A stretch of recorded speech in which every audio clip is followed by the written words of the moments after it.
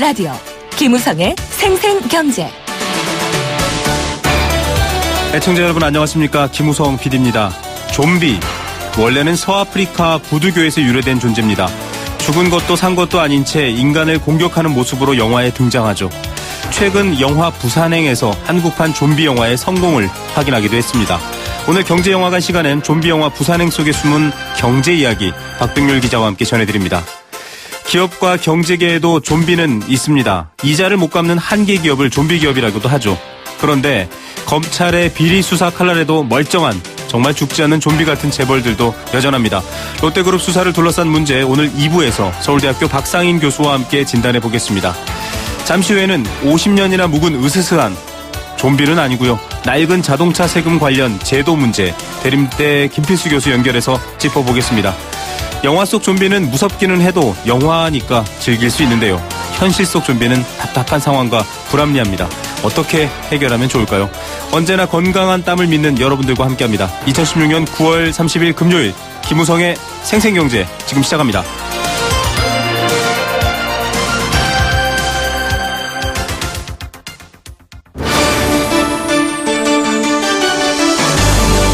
YTN 라디오 김우성의 생생경제.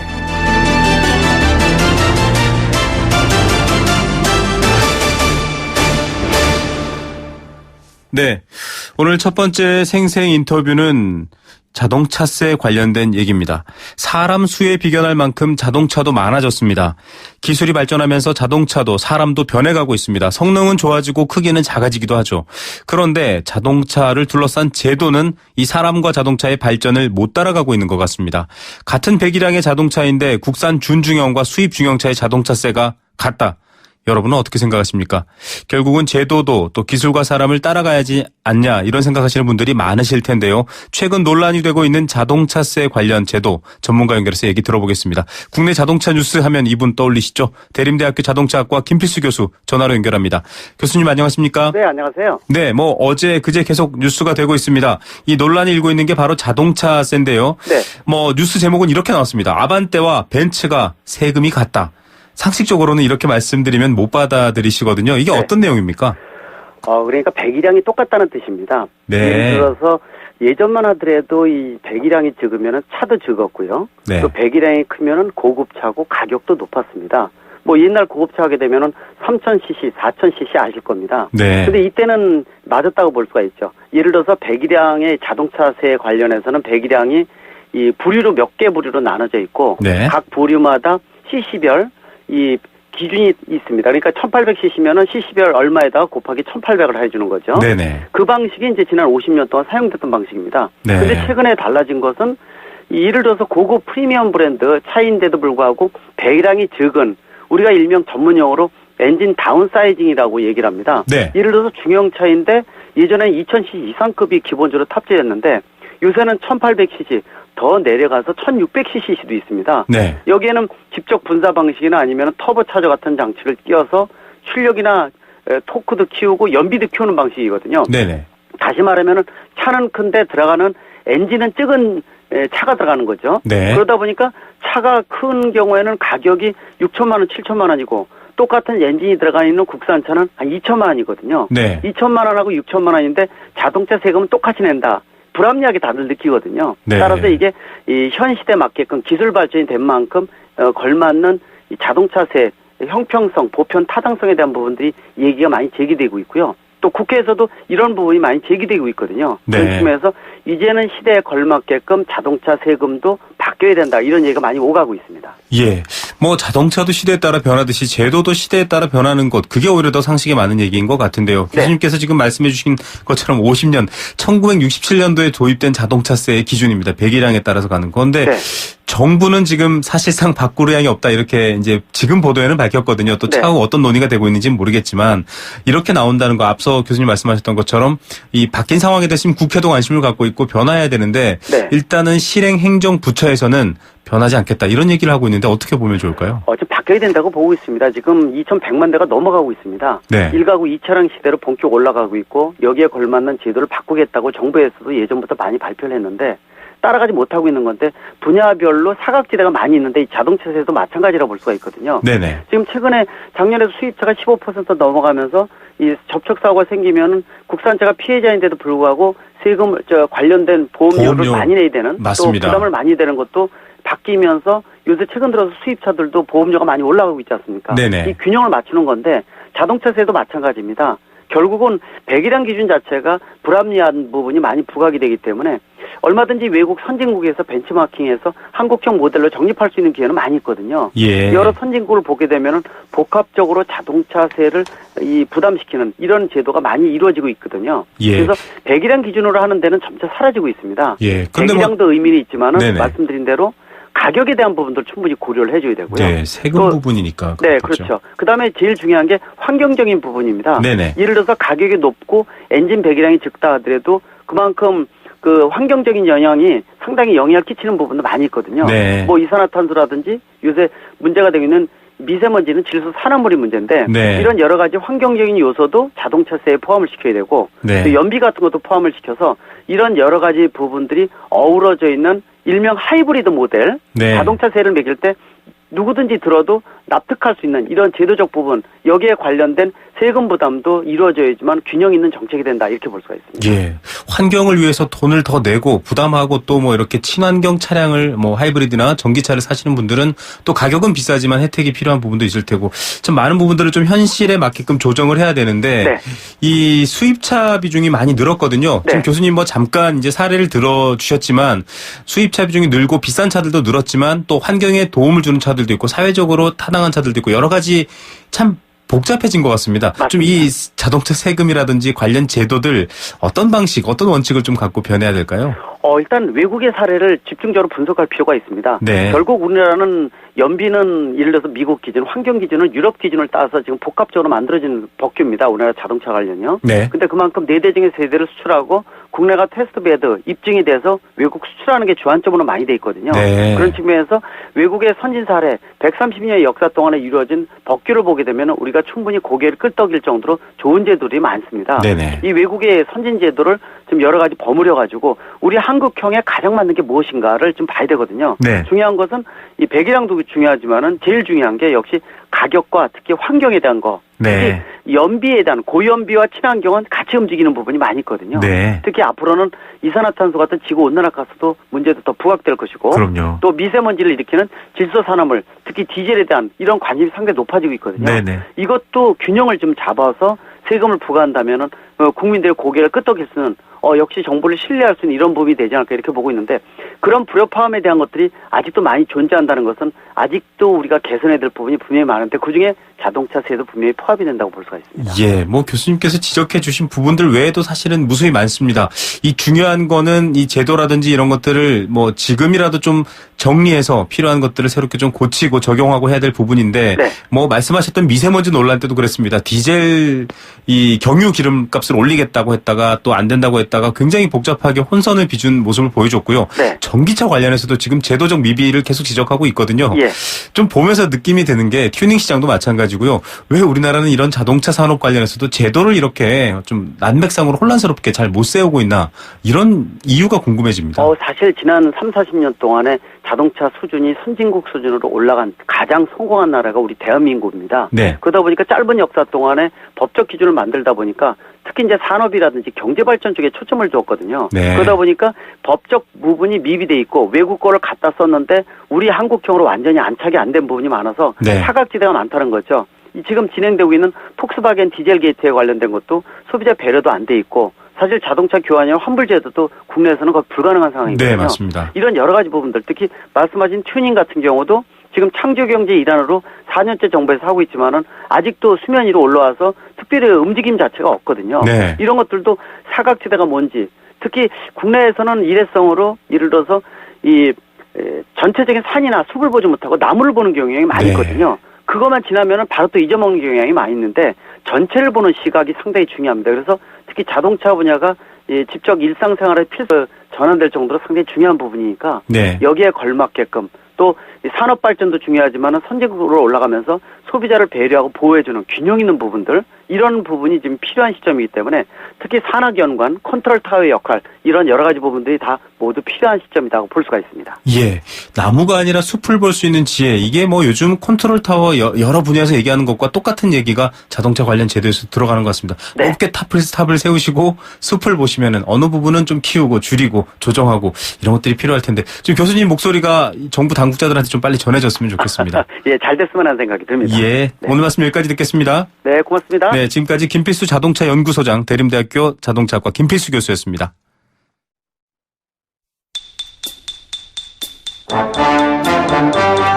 경제 탐구 생활. 네. 선물 때문에도 기분이 좋지만 모르는 경제 이야기를 알 수 있다. 이래서 기분 좋아하시는 분들도 많죠. 경제 탐구 생활입니다.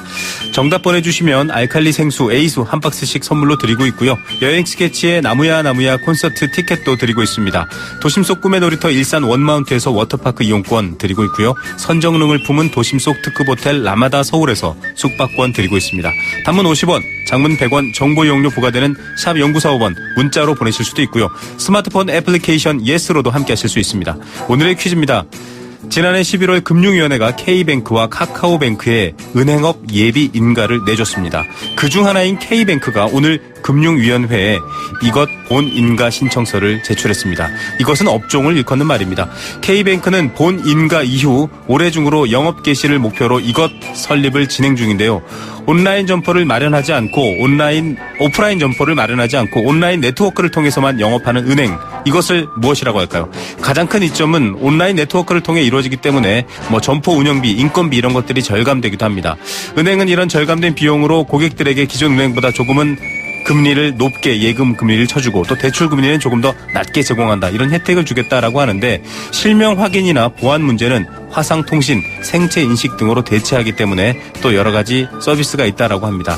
자, 주로 사용되는 건 인터넷망을 통해서 사용되겠죠. 하지만 보통 은행이 아니라 이런 것들을 전문적으로 하는 은행입니다. 자, 지금 제가 설명드린 문장 안에 답은 있습니다.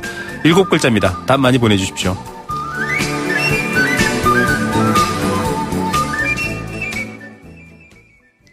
네, 생생경제1부 포스코와 함께했습니다. 캠페인 들으시고요. 잠시 후 경제 톱뉴스로 돌아오겠습니다. YTN 라디오 캠페인. 물 없는 한라산, 물 없는 제주 바다를 상상할 수 있나요? 제주의 아름다운 자연과 풍경은 깨끗하고 건강한 물이 있기에 가능합니다. 제주를 아름답게 만들어주는 건강한 물은 우리의 몸과 마음도 아름답게 만들어줍니다. 건강한 몸과 마음을 지키는 이유. 아름다운 물을 사랑하고 지키는 일에서부터 시작됩니다. YTN 라디오 아름다운 물 캠페인은 광동제약과 제주특별자치도 개발공사와 함께합니다.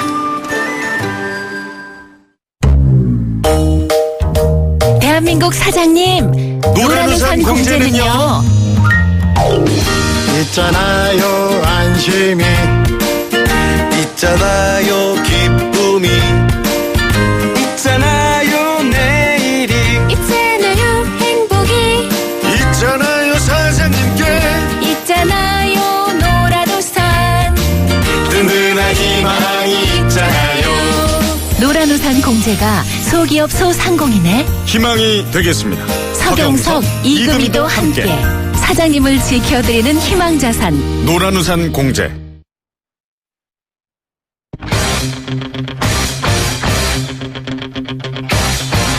지금 가장 뜨거운 경제 소식 경제 톱 뉴스.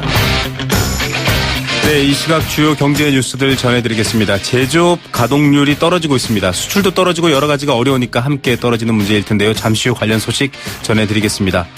자살보험금, 이 보험금은 자살하면 어떻게 될까 궁금해하시는 분들이 많을 텐데요. 이 법원 판결이 나왔습니다. 산유국이 감사한 합의를 했습니다. 국제유가가 조금 뛰고 있는데 이 합의가 무산될 가능성도 나오고 있다. 이런 소식들도 전해지고 있습니다. 이 시각 경제 톱뉴스 이데일리 권서연 기자 연결하겠습니다. 안녕하십니까? 네, 안녕하세요. 네, 제조업 가동률이 7년 만에 최저를 기록했다. 이런 소식이네요. 네, 오늘 통계청이 발표한 산업활동 동향을 보니까 8월 산업생산은 전월보다 0.1% 감소했습니다. 이 산업생산은 지난 4월에 0.7% 감소했다가 5월에 2% 증가하면서 반등했고요. 6월에도 0.6% 늘었는데 7월 달에 0%를 기록해서 제자리 걸음을 하더니 8월에는 마이너스로 돌아선 겁니다. 일단 자동차 업계 파업 영향이 컸습니다. 현대차와 기아차, GM 등이 파업에 나서면서 이 자동차 생산이 전달보다 18%나 줄었는데요. 이 파업 때문에 완성차 약 한 6만 6천 대가량이 생산에 차질을 빚었거든요. 그래서 이 제조업 평균 가동률도 70.4%를 기록했는데요. 이거는 지난 2009년 3월 69.9%를 기록한 이후에 7년 5개월 만에 최저입니다. 네. 자, 이렇게 되는데 좀 8월 달에는 또 폭염이 상당했지 않습니까? 소비 같은 것들은 좀 늘거나 지표가 좋아졌나요? 네, 소매 판매는 전월보다 2% 늘었는데요. 구체적으로 보면 울복 같은 준 내구재 판매는 1.2% 줄었는데 가전제품 같은 내구재와 음식료 같은 비내구재 판매가 늘어났습니다. 내구재 판매가 늘어난 것은 폭염 때문에 냉방문 가전기기가 불티나게 팔렸기 때문인데요. 네. 그리고 또 승용차 개별 소비세 인하 조치가 6월로 끝났잖아요. 그러면서 7월 달에 소매 판매가 10개월 만에 최저치로 떨어지면서 이 워낙 7월에 부진했으니 8월에는 좀 기저 효과를 누리는 영향도 좀 있었습니다. 예, 전체적으로는 좀 침체 우려가 있는데 앞으로 경기가 어떻게 된다 이런 전망들은 어떻게 나오고 있습니까? 이 경기 공면을 예고하는 경기 선행지수 순환 변동치를 보면 전월보다 0.3포인트 올라가는데요. 항목 중에서 소비자 기대지수가 좀 높아졌고 건설 수주액이 좀 늘었습니다. 하지만 어제까지 이 지하철이 파업을 했고 또 철도 노조는 지금도 파업 중이잖아요. 여기에다가 뭐 자동차 업계도 이제 완전 파업 중인데 김영란법 시행 영향으로 소비가 둔화될 것이라는 우려가 높고 또 한진해운 사태 같은 기업 구조조정 때문에 경기에서 먹구름이 들이고 있습니다. 여기에다 또 삼성 갤럭시노트 7 니콘 사태로 인한 타격도 뭐 무시할 수는 없는데요. 네. 그래서 이 9월 경기에 대해서도 크게 낙관하기는 어렵다 이런 분석이 나옵니다. 예, 낙관하기 어렵다라는 걸 또 공감하시는 분들은 더 많을 것 같다는 생각도 듭니다. 자, 보험금 관련된 뉴스 전해드리겠습니다. 요즘 뭐 참 사회적 문제로도 되고 있습니다. 스스로 목숨 끊는 분들에 대한 보험금 지급 문제, 법원이 결정 내렸네요. 네, 자살보험금을 주기로 이 특약을 체결했더라도 소멸시효가 지나도록 보험금을 청구하지 않았다면 보험사가 주지 않아도 된다. 이런 판결이 나왔습니다. 네. 이건 이 교보생명이 한 고객이 상대로 낸 채무 불존재 확인 소송 상고심에 대한 판결인데요. 이 고객의 부인이 지난 2004년 5월에 남편한 수익자로 해서 사망보험을 들었습니다. 네. 그리고 가입 2년이 지난 후에 자살할 경우에는 사망보험금과 특약으로 넣은 자살보험금을 지급하는 내용이었는데요. 2006년 7월에 이 아내가 자살을 했고 남편이 보험금 지급을 청구해서 사망보험금 5천만 원은 받았습니다. 그런데 이 남편이 뒤늦게 특약으로 자살보험금을 넣었다는 것을 알게 됐고 8년이 지난 2014년에 보험사에 청구를 한 건데요. 네. 당시 규정에는 이 보험금을 2년 내에 청구하지 않으면 소멸되는 거였습니다. 보험사는 이 청구권 소멸시효인 2년이 지났기 때문에 청구권 사라졌다라고 주장을 하고 있고요. 이 남편은 자살보험금 지급 의무가 있다는 것을 이 보험사가 숨겼다 이러면서 청구권이 유효하다고 반박했습니다. 네. 1심과 2심에서 둘 다 보험사의 손을 들어줬고요. 대법원에서도 같은 판결이 나온 겁니다. 보험사 입장에서는 지금 한국 사회의 이 사회적 문제로도 불거지고 있는데요. 자살 문제가 좀 안도하고 있겠네요. 보험사 입장에서는. 네, 사실 자살보험과 관련된 논란은 이 생명보험사가 2010년 4월 이전에 판매한 상품의 재특약에서 시작이 됐는데요. 네. 이 특약에는 일정 조건을 충족할 경우에 자살도 제외로 포함할 수 있다라고 명시가 되어 있었지만 대부분 생보사는 이 자살을 제외에 포함할 수 없다. 뭐 이런 이유로 보험금 지급을 거부해왔습니다. 이에 대해서 보험 가입자들은 보험금을 받지 못했다 이러면서 소송을 제기했고요. 지난 5월에 대법원이 약관에 명시된 내용은 지켜져야 한다라면서 자살보험금을 지급하라고 결론을 내렸었습니다. 네. 이렇게 자살보험과 관련된 1라운드는 일단 보험사의 패소로 끝이 났는데요. 그러니까 이제 보험사들이 소멸시효라는 것을 들고 나온 겁니다. 그러니까 소멸시효가 지났으니까 보험금을 지급할 수 없다라는 거였는데요.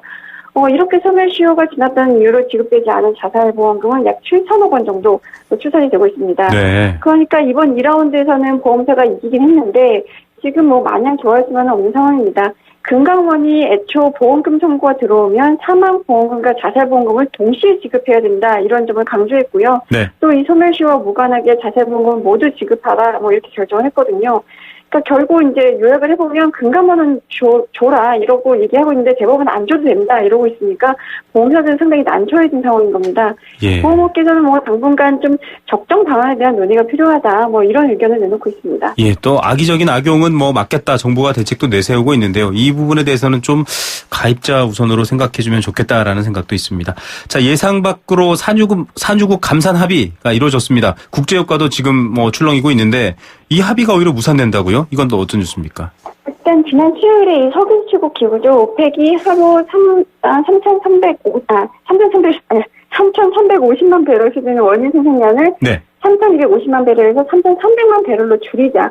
뭐 이런 내용의 합의를 하면서 유가가 급등했잖아요. 네. 일단 서방권 경제 제재에서 해방된 이란이 감면까지는 아니더라도 동결하겠다라고 이제 얘기를 했고 사우디가 이를 용인해 주면서 극적으로 이 감산 합의가 이루어진 겁니다. 각 산유량의 생산 쿼터 등은 11월에 열리는 오펙 정기 회의에서 최종 확정이 될 예정인데요.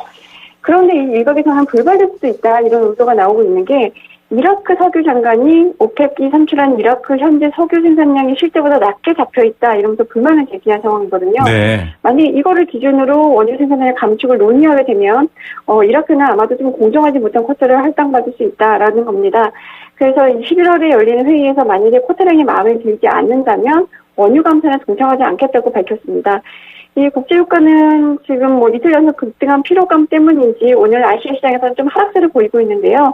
브렌트와 석유 텍사스산 원유 모두 한 배럴당 30센트 안팎으로 하락세를 보이고 있습니다. 예, 좀 출렁이고 있는 이 원유 가격 어떻게 진행되는지 보고 저희도 또 인터뷰 준비해 드리겠습니다. 앞서 저희가 이 자동차세 관련 인터뷰를 전문가랑 진행하면서 자동차 등록 대수가 2,100만 대다, 한 집당 2대다 이런 얘기했는데 승용차 번호판을 더 이상 쓸 수 없을 정도로 번호가 부족하다. 이게 다 썼다 이 말이죠? 네, 그렇습니다. 수용차 등록대에서 계속 늘어나면서 이 자동차 번호를 쓸 수 있는 번호도 올해 연말이면 좀 부족해질 수도 있다. 올해 연말이요? 네. 네, 그렇습니다. 지금은 이 자동차 번호판이 앞에 숫자 2개, 그리고 그 뒤에 한글 하나, 그리고 뒤에 4자릿수 체제이잖아요. 네. 이게 원래는 이제 자동차 번호판에 뭐 서울, 부산, 대전 이런 식으로 지역 이름이 들어갔었는데 네. 그 지역 감정을 좀 부추길 수 있다. 뭐 이런 우려 때문에 2004년부터 지역 번호판이 표시가 됐습니다. 네. 그러면서 이제 쓸 수 있는 자동차 번호 용량이 이전에 비해서 일단 10%대로 축소가 됐고요. 거기에다가 이제 중간에 쓸 수 있는 한글도 자음과 모음을 조합한 32개로만 이제 쓰도록 한정해 놓은 상태인데요. 이 때문에 이 번호판 공급 가능량이 총 2,100만 대에 불과한 상황입니다. 매년 약 154만 대의 자가용 승용차 신규 등록 수요를 좀 감당하기 어려운 상황인 건데요. 이 쓸 수 있는 한글 기호를 늘리는 방법이 있는데 이렇게 되면 무인 단속 카메라에 인식하도록 하는데 한 20억 원 이상이 들어간다고 합니다. 예, 이 자동차 번호판도 좀 미리 장기적 대안을 봤었어야 되는데라는 또 비판 지점도 떠오르고요. 오늘 뉴스 중에 톱 뉴스 어떤 거 고르시겠습니까? 처음에 말씀드린 이 산업세 그냥 감소를 들 수 있을 것 같은데요. 네. 지금 뭐 곳곳에서 파업이 곳곳에 열리면서 지금 뭐 전반적으로 틈틈터가 진행이 되고 있잖아요. 네. 거기다 뭐 김영란법 때문에 내수 위축 우려도 이제 있고 또 이렇게 경기 어떻게 할지 머리 맞대도 시원치 않을 판에 국회는 계속 파행을 이어가고 있는 상황입니다. 지금 모두가 힘을 합쳐서 이제 경제를 어떻게 살려야 될지를 고민해야 할 시기인 것 같은데요. 뭐 국회는 정치권은 물론이거니와 경제계와 뭐 이런 국민들도 모두 같은 고민을 좀 해야 될 것 같습니다. 예, 이 경제 지표들이 사이렌을 울리고 있습니다. 정치인들도 좀 이 사이렌 들었으면 좋겠습니다. 오늘 뉴스 감사드립니다. 네, 고맙습니다. 네, 이데일리 권소연 기자였습니다.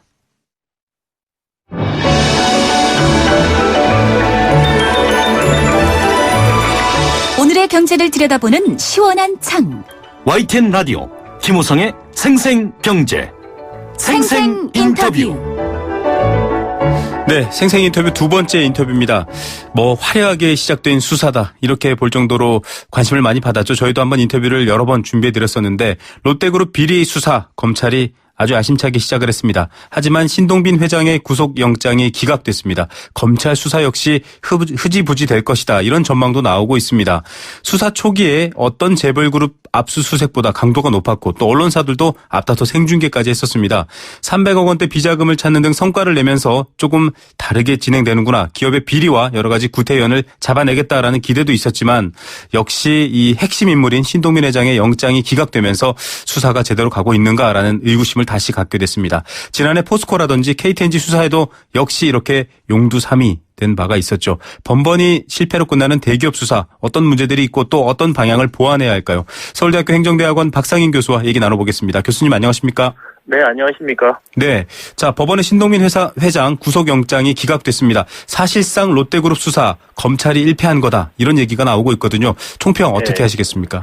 네, 말씀하신 것처럼 한 3달 넘게 아주 요란하게 그리고 아주 앰비셔스하게 수사를 한다고 공표를 했고요. 광범위한 압수수색 또 관련자들 조사가 있었는데 참 초라한 결과다라고 한마디로 말씀드리고 싶습니다. 네.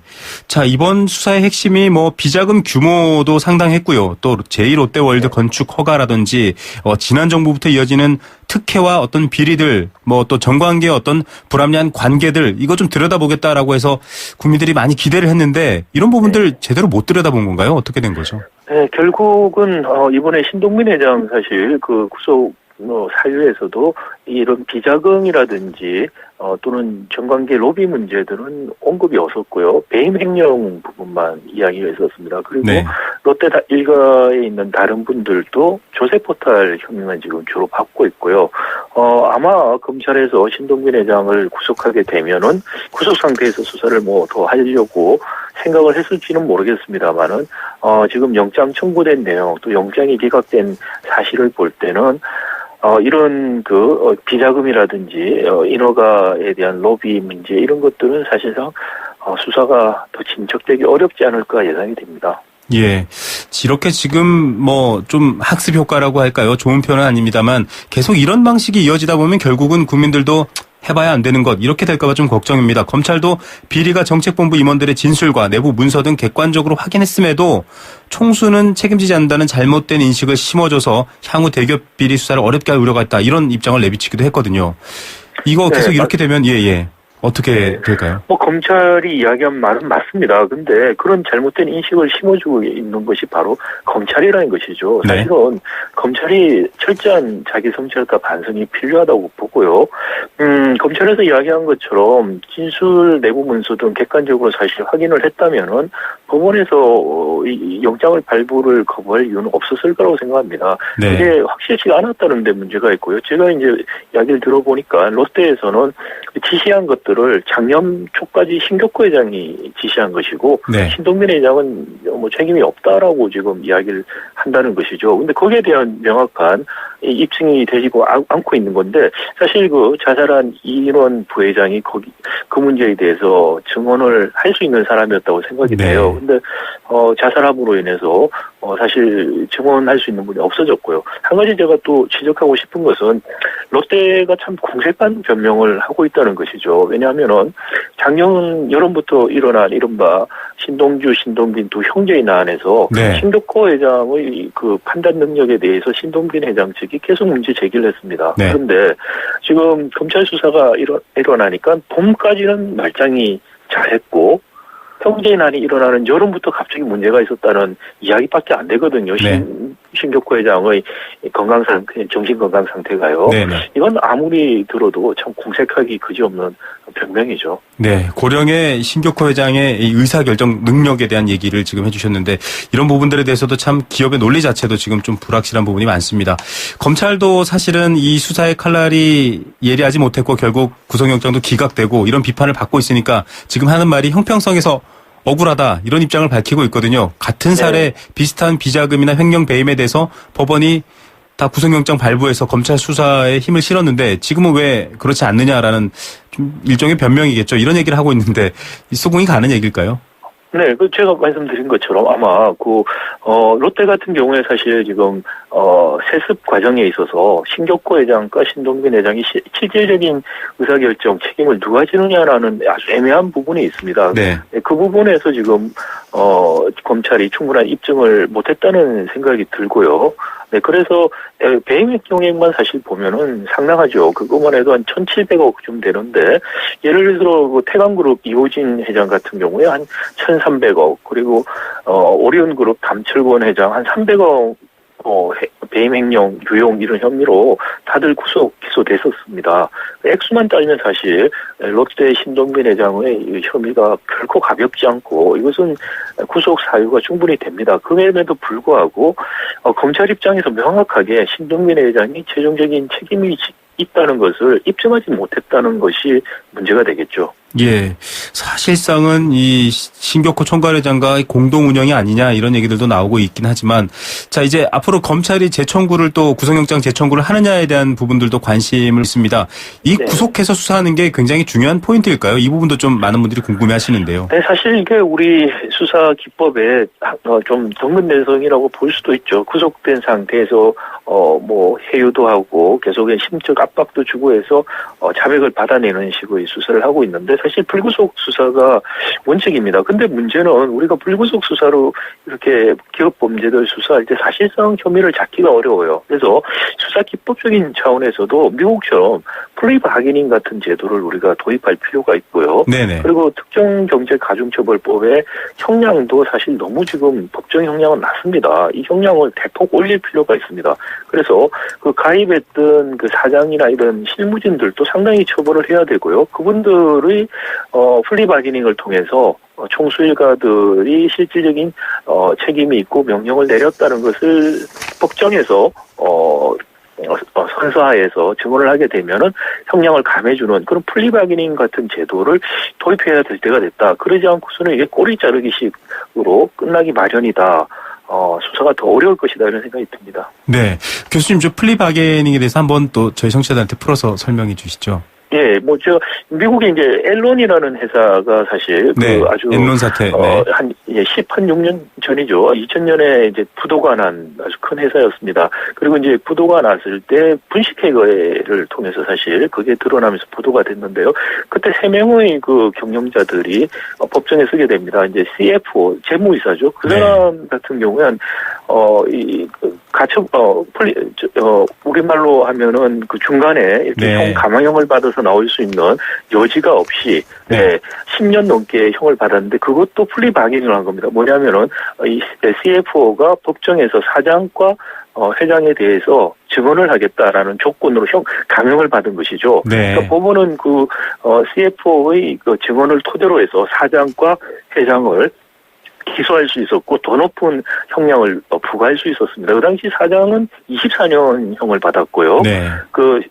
파운더였고 설립자였고 회장이었던 분은 선고가 일어나기 전날 심장마비로 돌아가셨는데 실제 선고가 이루어졌으면 40에서 60년형을 받았을 거라고 예상을 합니다. 우리 재벌 총수들이 지금까지 저질러왔던 경제 범죄와 비교해보면 우리 재벌 총수의 경제 범죄가 훨씬 더 심각한데 형량 자체도 우리 너무 낮고요. 또 이제 플리바게닝 같은 제도가 없다 보니까 지금같이 이인자들이 이렇게 자살을 한다든지 또는 입을 다물어 버린다든지 이러면은 사실상 기소하기가 어려워지게 되는 것이죠. 예, 이 자백하면 형량을 좀 깎아줄 여지가 있는 이 사전 형량 조정 제도가 플리바게닝인데요. 지금 사실은 앞서 말씀하셨던 것처럼 그렇게 좀 기술적으로 세밀하게 이 끌어내고 접근하는 게 아니라 털면 나온다 이렇게 지금 경찰이 가기 때문에 뭐 성완종 전 회장도 그랬고요. 이인원 부회장도 고이인원 부회장도 그렇고 그런 사태가 벌어졌거든요. 검찰의 방식도 지금 교수님 제안처럼 좀 바뀌어야 될 텐데 앞으로 이제 뭐 이렇게 흐지부지 되면 정말 검찰도 뭐 정말 공범 수준의 오명을 받게 될 텐데 좀 새로운 방향으로 이 기업이 갖고 있는 경제 범죄나 이런 부분들 전략을 세워야 될 텐데 어떤 방향 제일 주안점을 둬야 될까요? 제가 앞서 말씀드린 것처럼 이제 형량을 사실 대폭 강화하고 형량 강화. 네네 그렇죠. 그 관련된 공범 또는 액세서리에 해당하는 분들도 아주 형을 세게 내릴 필요가 있고 플리바게닝제도 도입할 필요가 있다는 거 있고요. 더 중요한 것은 이런 일들이 기본적으로 일어나는 것은 우리 재벌의 정치적 또 사법에 대한 언론에 대한 영향력이 너무나 비대하게 커져 있다는 것이죠. 재벌 총수 일가의 이익을 위해서 사법적인 판단, 언론의 보도 태도 이런 것들이 다 영향을 받고 있는 현실을 감안하면 기본적인 재벌의 이 영향력을 감소시킬 수 있는 즉 경제력 집중의 해소가 없이는 근본적인 대책이 될 수가 없다라는 생각이 들고요. 롯데라든지 지금 뭐 계속해서 우리 반복해서 일어나지 않습니까? SK 있었죠, 하나 있었죠. 재벌들에 대한 경제 범죄가 지속적으로 일어나는데 그때마다 또 경제에 미치는 영향 이런 또 핑계로 낮은 형량 또 감옥에 거의 또 안 가는 일들이 반복되는데 이런 일이 반복되면 사실 법의 지배라는 원칙 자체가 무너지고요. 네. 법의 지배가 무너진다는 것은 민주주의와 시장 경제의 원칙이 무너지는 것입니다. 그래서 민주주의와 시장 경제의 원칙을 바로잡고 이런 기업 범죄에 대한 원천적인 이런 것들이 어렵게 만들기 위해서 그러기 위해서라도 우리가 재벌의 경제력 집중 해소라는 재벌 개혁이 아주 꼭 필요한 시점이 되었다 이런 말씀을 드리고 싶습니다. 예, 가장 핵심이 무엇인지에 대한 또 지적 말씀 끝으로 들으면서 저희가 인터뷰 그만해야 될 것 같습니다. 오늘 말씀 여기까지 듣겠습니다. 감사합니다. 네, 감사합니다. 네, 서울대 행정대학원 박상인 교수였습니다.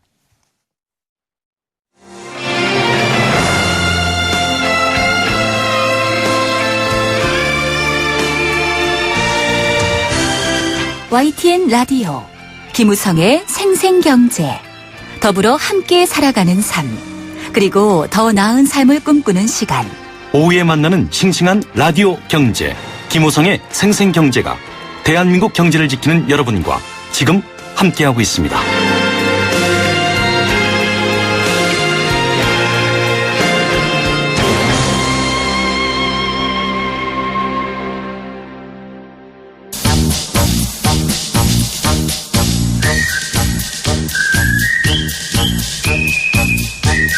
스크린에 담긴 경제 이야기, 경제 영화관. 네, 영화 한 편 속에 담긴 경제 이야기 여러분께 전해드린 시간입니다. 앞서 제가 오프닝에도 좀비 얘기를 계속 해드렸는데요. 이 좀비 영화 우리나라에선 별로 큰 재미를 못 봤는데 최근에 아주 대박을 쳤죠. 부산행. 오늘은 부산행 영화를 여러분께 그 속에 숨은 경제 이야기를 전해드리겠습니다. 오늘도 경향신문 박병률 기자 함께하고 있습니다. 안녕하십니까? 네, 안녕하세요. 네, 이 영화 성공했습니다. 그죠? 네, 지금 1,000만 명 이상이 봤죠. 예. 아까 말씀하신 것처럼 보통 좀비 영화 우리나라에서는 잘 성공을 못 하는데 예외적으로 이거 아주 이례적으로 좀 성공을 했습니다. 근데 사실 이 영화를 좀 보면 이 겉으로는 그 좀비 영화입니다만 내용적으로는 보면 상당히 좀 사회 고발적인 내용도 좀 담고 있습니다. 예. 네, 갈수록 이기적인 한국 사회에 대한 어떤 메시지를 좀 담고 있는 것 아니냐 이렇게 좀 해석을 할 수도 있을 것 같은데요. 과연 이제 당신은 어떤 위기가 닥쳤을 때 남을 위해서 행동할 수 있겠느냐 이런 질문도 영화를 보다 보면 좀 스스로에게 좀 해볼 수 있는 그런 영화입니다. 예. 아마 이런 질문에 대한 공감들이 좀 있지 않았나 생각이 듭니다. 예, 제가 1,000만 영화를 거의 못 봤습니다. 지금 개인적 사정 때문에 아이들이 많아서 좀 시간이 안 났었는데 이번 추석 때 운 좋게 이 부산행을 봤습니다. 네. 예, 못 보신 분들의 내용 좀 알려주시죠. 네, 지금 그 별거를 하고 있는 서구라는 주인공이 있습니다. 이 딸 수아의 생일을 맞아서 부산행 KTX를 탑니다.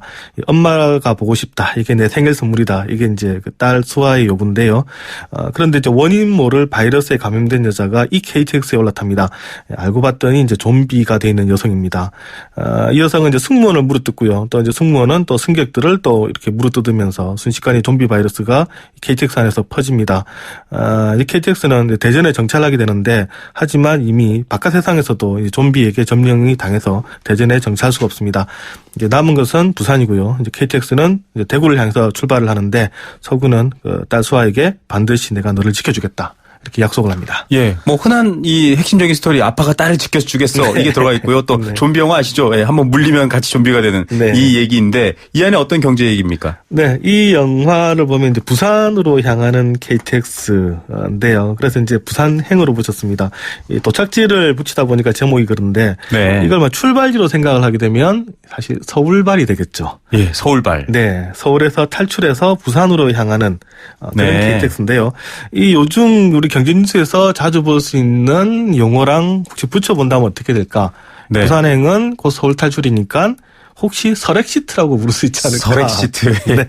아, 사실 이 브렉시트가 정말 전 세계 경제를 흔들었지 않습니까? 예. 네, 이게 예. 서울의 서자랑 이제 렉시트를 합치면 설엑시트가 될 것 같은데 그래서 오늘은 이게 렉시트에 관련된 이야기를 좀 준비를 해봤습니다. 예, 어디론가 탈출하는 경제 이야기들 전해드리겠습니다. 네. 이 브렉시트 사실 유명했지 않습니까? 네. 이게 보니까 그리스는 또 그렉시트도 있고 굉장히 많이 쓰이네요. 네, 이게 원래 사실 처음 나왔던 게 바로 이 그렉시트 때문이죠. 네. 그리스에다가 이제 탈출 엑시트를 합친 이 단어가 이제 이제 그렉시트인데요. 이 금융위기 이후에 이제 막대한 국가 부채로 위기에 빠졌던 그리스가 유로존에서 탈퇴할 수 있다 이런 우려가 커지면서 나왔던 단어입니다. 네. 이 유로화를 쓰는 나머지 이제 자국의 통화가 실제 경제력보다 강해졌고 이 때문에 이제 관광 산업이 어려지면서 우리 이제 그리스가 위기를 맞게 됐다 이런 주장이었는데요. 네. 2012년에 시티그룹이 보고서에서 이 그렉시트라는 단어를 처음으로 언급하면서 상당히 유명해졌습니다. 예. 뭐 그때도 그리스 내부의 정치 문화적 상황까지 도드라졌죠. 뭐 네. 영국도 마찬가지로 이런 정치 문화 이민 문제까지 다 드러났는데 브렉시트도 회자됐지 않습니까? 네, 올해 역시 단어는 브렉시트겠죠. 영국을 의미하는 브리튼 그리고 이제 탈퇴를 의미하는 엑시트를 합친 게 이제 바로 브렉시트인데요. 이 브렉시트는 영국의 유럽연합 탈퇴를 의미를 합니다. 영국인들은 이제 영국이 유럽연합에 많은 분담금을 내는 이렇게 기여를 많이 네. 하는 반면에 유럽연합에서 우리가 별로 받는 것은 없다. 그러면서 이참에 유럽연합에서 떠나자 이렇게 국민투표를 했고요. 이게 통과가 됐죠. 유럽연합에 이제 가입을 하면서 이민자나 동유럽 노동자들이 대거 영국으로 건너와서 싼 임금의 일자리를 휩쓸어 가면서 우리 영국 서민들의 삶이 어렵게 한다. 이게 가장 큰 이제 불만이었는데요. 요게 예상을 깨고 통과가 되다 보니까 지금까지 유럽 통합에 회의적인 사람들이 이제 자국의 유럽연합 이탈을 잇따라서 요구를 하고 있는데요. 네. 그러면서 지금 수많은 엑시트가 지금 나오고 있습니다. 예. 그래서 지금 추가로 나오고 있는 여러 나라 이름들이 붙어서 참 이름 짓기 같기도 한데 많아졌죠? 네, AFP 통신이 그때 한번 보도를 한 적이 있는데요. 프랑스의 경우는 프렉시트라고 부릅니다. 네. 프랑스 극우 전선이 지금 요구를 하고 있는데 이 브렉시트에 대해서 자유를 위한 승리다. 그러면서 우리 프랑스도 유럽연합을 탈퇴해야 된다 주장을 하고 있고요. 네. 또 넥시트라는 게 있는데 네. 혹시 넥시트는 어느 나라 탈퇴 같습니까? 제가 넥스트는 좋아하는데요. 넥시트는 예, 네덜란드인가 보죠. 네, 그렇습니다. 네. 이 넥시트 혹은 네덜렉시트라고도 하는데요. 네. 이 네덜란드의 유럽연합 탈퇴를 요구하는 목소리가 바로 이겁니다. 또 오엑시트라고 있습니다. 오엑시트, 뭐 오로 시작되는 나라는 오스트리아니까요. 맞습니다. 네. 오엑시트 또는 아우스트리아라고도 부르는데요. 네. 역시 그 유럽연합에서 탈퇴하자. 이게 바로 이제 오스트리아의 엑시트입니다. 이게 약간 좀 극우적 성향이라고 할까요? 약간 이 자국 중심주의 이런 성향이 많이 보이고 보호주의 이런 것들도 지적되지 않습니까? 좀 그런 흐름으로 보자면 그렉시트와 브렉시트도 좀 달라 보이기도 하고요. 네, 이게 그렉시트랑 브렉시트는 사실 다르죠. 이 그렉시트는 유로존에서 탈퇴를 하는 겁니다. 네. 그러니까 더 이상 우리가 유로화를 쓰지 말자.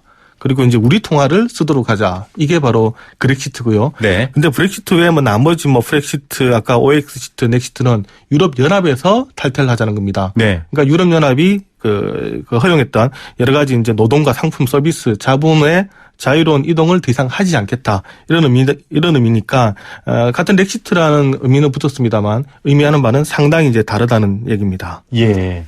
자, 오늘 좀 시간이 많이 부족한데요.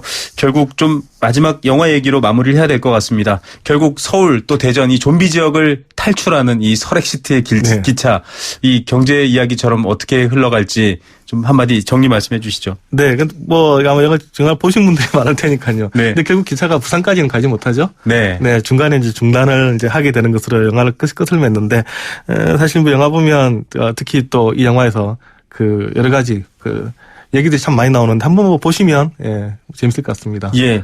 이 탈출할 때 약자들이 피해를 많이 입습니다. 영화도 그런데요. 브렉시트, 그렉시트도 결국 약자들이 피해를 입는다는 것 좀 비슷한 면도 있는 것 같습니다. 오늘 말씀 여기까지 듣겠습니다. 감사드립니다. 네, 감사합니다. 네, 경향신문 박백률 기자였습니다. 연아가 좋아할 수 평창수 맑고 시원 평창의 깨끗한 수 평창수 청정샘물 올림픽을 응원해요 평창수 응원 팡팡 연아와 함께 마셔요 2018 평창 동계올림픽 공식 먹는 샘물 강원 평창수 평범한 날에도 좋은 일 있냐는 말을 듣는 그런 기분 아세요? 모든 것은 힘있는 피부로부터 환하고 탱탱하게 피부에 다시 힘을 채우세요. 기대 그 이상의 변화 아이오페 슈퍼바이탈 크림 에이스 고객 지성 이보영 침대를 말하다. 이 남자 가구 살 땐 신경도 안 쓰더니 침대는 자기가 먼저 누워보는 거 있죠? 당연하지. 몸을 위한 건데. 응? 잡았으면 알 텐데. 침대는 가구가 아니다. 침대는 에이스다. 에이스 침대. 튀김할 땐 행복해표 볶음할 땐 행복해표 요리할 땐 꼭 행복해표 기침할 때 행복해표 구이에도 행복해표 행복해표 해표 식용유 행복을 요리할 땐 해표 식용유